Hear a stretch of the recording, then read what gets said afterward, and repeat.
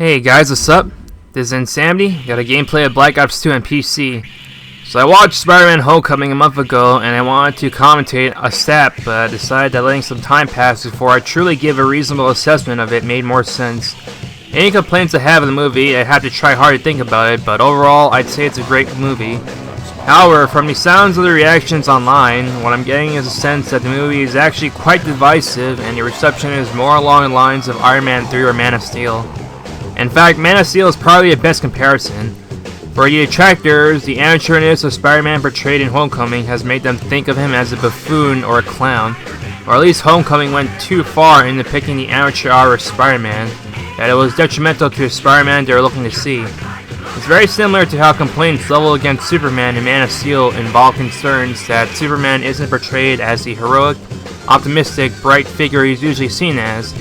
Instead, he's conflicted, trying to help but on a down low, and when he gets into superpowered brawls with members of his own kind, it's really destructive and he's not shown thinking about collateral damage or saving lives of bystanders.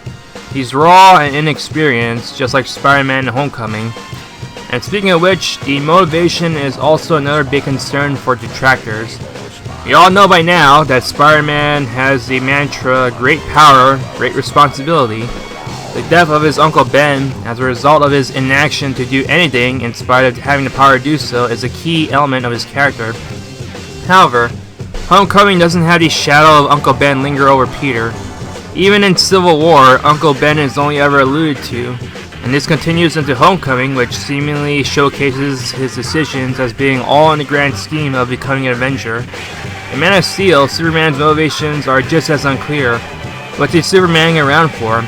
Is it because it's the right thing to do, or is it because that's just expected of the character of Superman? Inferring solely by the actions the characters take in the two movies, Spider-Man and Superman could possibly be seen as wanting to do the right thing, but it's not hard to also see that what they're doing could be for another matter entirely. Two other big concerns of the movie. One of them is that the influence of Tony can be felt even when he doesn't show up in person, leading to derogatory Iron Man 4 comments. And the supporting cast, which mixes and matches different characters that are well known to comic readers. In short, the biggest criticisms of Homecoming had to do with comic purists not seeing the world they're familiar with faithfully depicted on screen. Spider-Man is meant to be a solo hero, independent of the other superheroes and characters he shares his world with, whose life as a superhero is intended to make up for the one bad decision he made before becoming one. And he has an iconic supporting cast that leaves no room for experimentation.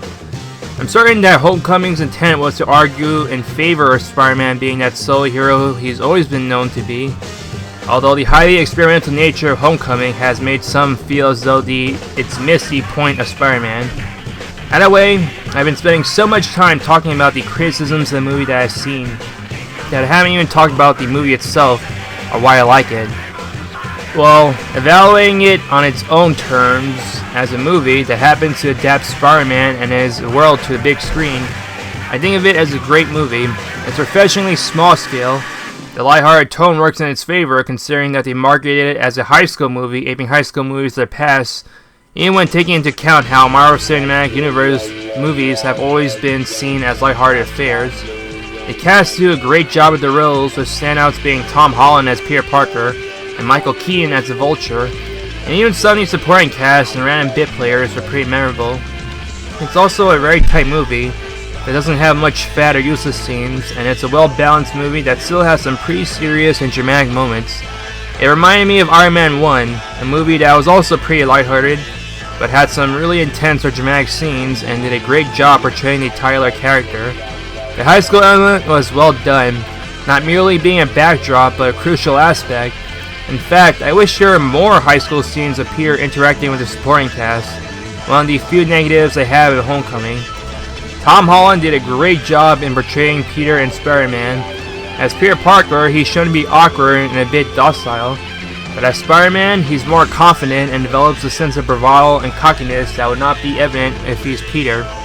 It's the duality of this that sets him apart from the previous movie incarnations of Spider-Man, with Tobey Maguire and Andrew Garfield not really making Peter and Spider-Man distinctive identities. Peter does let some of the confidence he has as Spider-Man slip into his civilian persona, but it isn't to the point that they blend. Once again, the casting decision was on point for the main character. And Michael Keaton's Adrian Toomes as Vulture, or Birdman for those clearly in on the meta joke behind his casting, made for a great villain, having sympathetic qualities but nonetheless being very ruthless and pragmatic in his endeavors. Previous Spider-Man movies have always had sympathetic villains, but the sympathetic qualities are either due to external forces or are forced onto the character without coming across as natural, such as Electro being a caricature of a stereotypical nerd. It's actually hard to pity him. Here, while Adrian Toomes has sympathetic qualities, he chooses and owns his actions, and they're largely his fault as much as it's owed to external factors. But Michael Keaton portrays Vulture with appropriate intensity and menace, while still allowing for a good man to emerge from a once honest blue-collar worker. Normally, I don't have too much of a problem with Marvel's villains, even though they're generally cited as weaknesses in their movies.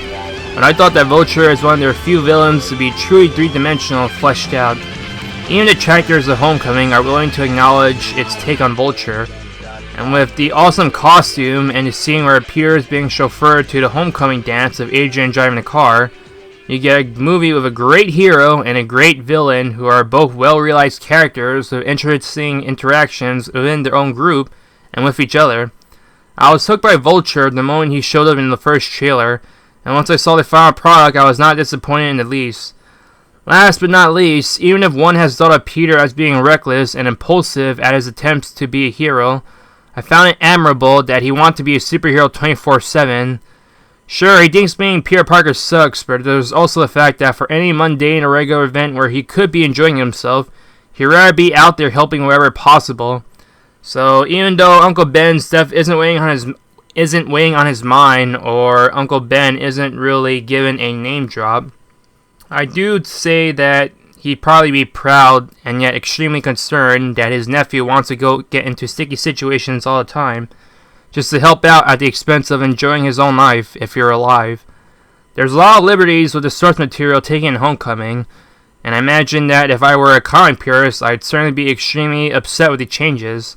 But as a movie, it was highly enjoyable, and I feel that it at least captures the spirit of Spider-Man, if not with complete faithfulness to the source material.